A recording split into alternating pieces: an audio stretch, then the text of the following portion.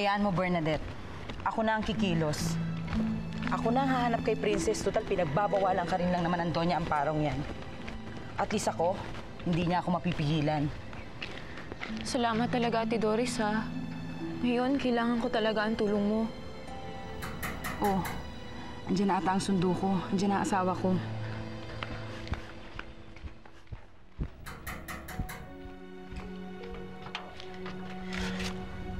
Mabel? Doris?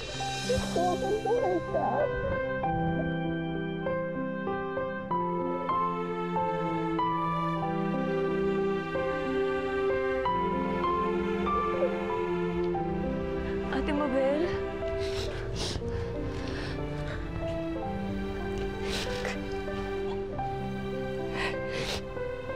Bernadette? Ate Mabel?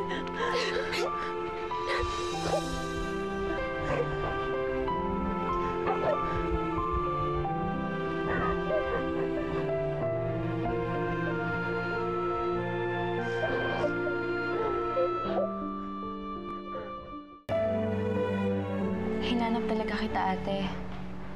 Alam kong masama ang loob mo kay Itay dahil iniwan niya kayo ng inay mo para sa amin ng inay ko. Hindi ko alam ang sagot kung bakit niya kayo iniwan. Sana wag mo isisi sa akin yun. Nandito ako hindi bilang half-sister. Nandito ako bilang isang tunay na kapatid. Sana bigyan mo ako ng chance para makilala ka ng gusto. May edad na ako. Naintindihan ko na kung bakit kami iniwan ni Itay. Mahal ni Itay ang nanay mo. Kaya, hindi ko na kinasasama ng loob yun. Welcome na welcome ka dito sa bahay. Tsaka isa pa, gusto rin kita makilala ng mabuti. Salamat, ate. Tama nga sinabi ni Ate Doris. Mabait ka nga daw talaga.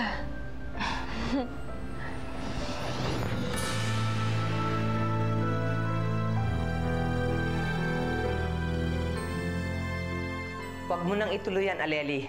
Bumalik ka na dito sa bahay. May importante tayong pag-uusapan. Huwag mo akong paghintayin. Pasok! Doña Amparo, meron po akong good news para sa inyo. At si Princess ba? Tumawag na ang pulis. May balita na sila tungkol kay Princess? Hindi po ito tungkol kay Princess. Si Mabel po. Nandyan si Mabel. Buhay po siya. Eh, si Enrico. Kasama niya si Enrico. Eh, hindi po, pero kung buhay po ang Mabel, siguradong buhay din po ang anak niyo. Sinasabi ko na nga ba eh. Buhay ang anak ko. Buhay si Enrico. Sige, mauna ka na. Sige po.